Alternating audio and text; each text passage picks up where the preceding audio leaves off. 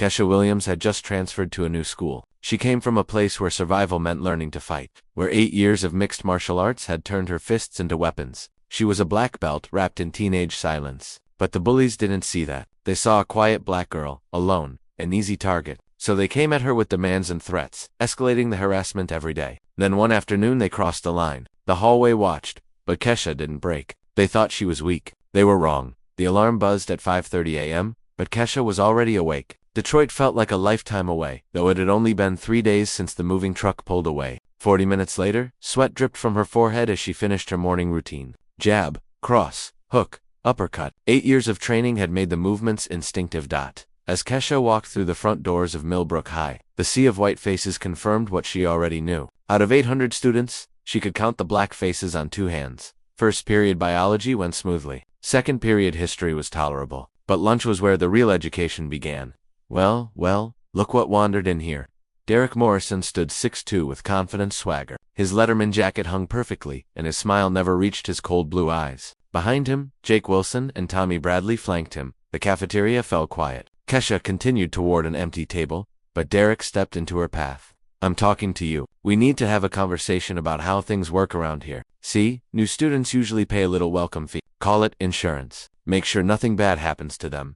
Insurance against what? Kesha's voice stayed level. Accidents, lockers getting jammed, books going missing. Funny how clumsy some folks can be around here, especially the ones who don't belong, Tommy added. Kesha set her lunch tray down. I don't pay protection money. Derek's smile faltered. That's where you're wrong, girl. Everyone pays. Question is whether you pay easy or you pay hard. I don't pay at all. She picked up her tray and walked around him. This isn't over, he called after her. Nobody disrespects me in my school. The harassment started before second period ended. Her lock wouldn't turn. Someone had jammed gum into the keyhole. Third period. Her notebook went missing. She spotted Tommy showing it off, reading her handwriting aloud mockingly. Chocolate milk spilled on her backpack. Safety goggles went missing in chemistry, but seventh period pushed too far. In English class, Derek raised his hand. Mrs. Patterson, I think we should hear from our newest student about this book. Kesha responded thoughtfully about To Kill a Mockingbird's exploration of prejudice. When she finished, Derek started slow clapping. Wow, that was so well. You're really articulate. For he paused, letting the implication hang. It's just refreshing. Sometimes people from certain backgrounds struggle with academic discussions. The silence grew heavy. Inside, something had crystallized. Derek had just crossed a line that couldn't be uncrossed. Friday morning, Kesha found her locker decorated with a banana and a note. Welcome to the jungle in Derek's handwriting. Oh, did you not like your present? Derek appeared. I thought you might be homesick for the urban wildlife. The breaking point came during 8th period study hall. Derek pulled out his phone and played Kesha's voice through a speaker. Her English class discussion, edited and manipulated to make her sound racist against white people. That's not what I said. Kesha's voice cut through the noise. Are you calling me a liar? Everyone just heard you. By tomorrow, the edited recording would be all over social media. Outside, Derek and his crew were celebrating in the parking lot. Kesha dropped her backpack and walked toward them with purpose. Well, look who decided to come talk. Derek straightened, ready to apologize. I'm done with your games, Derek. This ends now. Last chance, Derek. Agree to leave me alone. Derek laughed. What are you going to do? I'm going to give you exactly what you've been asking for. The moment Derek reached for her arm, Kesha moved. Her training kicked in with fluid precision. She twisted away, seized his wrist, and used his momentum to send him stumbling. Her elbow connected with his solar plexus. Jake lunged. Next she ducked, swept his legs, sent him sprawling. Tommy hesitated. What followed was brutal and efficient. Derek had size and rage, but Kesha had skill and 8 years of disciplined training. By the time it ended, Derek lay face down on the asphalt with Kesha's knee between his shoulder blades. Derek's nose bled freely. Jake nursed a swollen eye. Are we done? Kesha asked. Get off me, Derek gasped. Are we done? You're going to leave me alone. All 3 of you. No more games, no more harassment, no more edited recordings. Are we clear? Yeah, we're clear. The next morning, rumors had evolved into legend. During second period, Jessica Martinez approached Kesha nervously with her friend Amber. Can we talk to you? There are these guys from Riverside High bothering us at the bus stop. They grabbed Amber's backpack, dumped everything out. Would you come with us to the bus stop? At 3:15, Kesha walked to the bus stop on Maple Street with Jessica and Amber. At exactly 3:22, a beat-up Camaro turned onto the street. 3 guys climbed out, Brad, Connor, and Tyler. Brad spotted Kesha immediately. Who's the new girl? Tyler stepped closer to Amber. Did you bring backup, sweetheart? Actually, Kesha said clearly, I'm here to have a conversation with you 3 about how you're going to leave these girls alone from now on. And what if we don't feel like ending anything? Tyler asked. Tyler reached out to grab Amber's shoulder, and Kesha moved. Her left hand intercepted Tyler's arm, twisting it away. Connor started forward, but Kesha was already repositioning. Last warning, walk away. Instead, Brad charged from her left, while Connor came from the right. Kesha dropped low, sweeping Brad's legs while pivoting to catch Connor with an elbow. Both boys hit the ground hard. Behind her, Jessica had been recording. I got all of it, including the part where Tyler tried to grab Amber. If I see any of you near these girls again, our next conversation won't be this polite. By 7 p.m., Jessica's video had been shared over 300 times. The caption read, "Girl stands up to bullies harassing students at bus stop."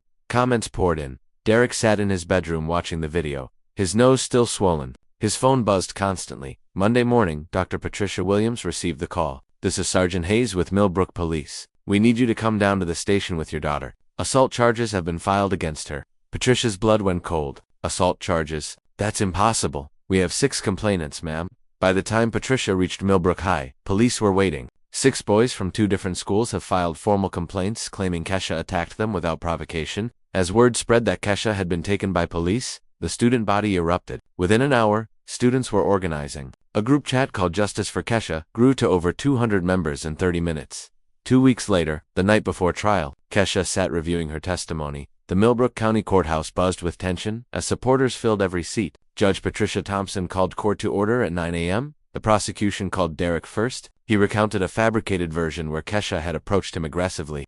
"I was just trying to be friendly," Derek testified. "Instead, she became hostile and threatened me." Ms. Rodriguez stood for cross-examination. "Mr. Morrison, isn't it true that you demanded protection money from my client on her first day?" "I don't know what you mean." "Isn't it also true that you created an edited audio recording to humiliate her?" "I never edited anything." "We'll see about that." "Your Honor, I'd like to present Defense Exhibit A."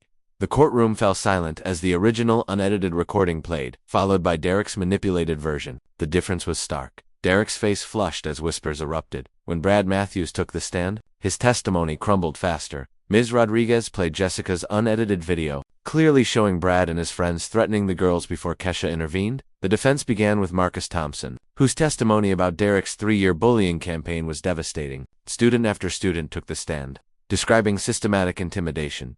Jessica's emotional testimony about the bus stop incident brought several jurors to tears. "Tyler grabbed my friend's arm when she tried to walk away. We were scared and outnumbered. Kesha saved us." Finally, Kesha took the stand. "I never wanted to fight anyone. I just wanted to go to school safely. When that wasn't possible, I defended myself and others who couldn't defend themselves." Judge Thompson deliberated for 30 minutes before returning. The courtroom held its breath. After reviewing all evidence and testimony, this court finds the defendant not guilty on all charges. Furthermore, I recommend that the district attorney investigate potential perjury charges against the complainants. The courtroom erupted in cheers as Kesha hugged her mother and attorney. Outside the courthouse, celebration was beginning. Students who had testified surrounded Kesha with tears of joy. "You did it," Jessica cried. "We did it," Kesha corrected. "All of us together." The weeks following brought swift changes to Millbrook High. Derek Morrison never returned to school. The perjury charges, combined with civil suits, led to his enrollment in a military academy, 3 states away.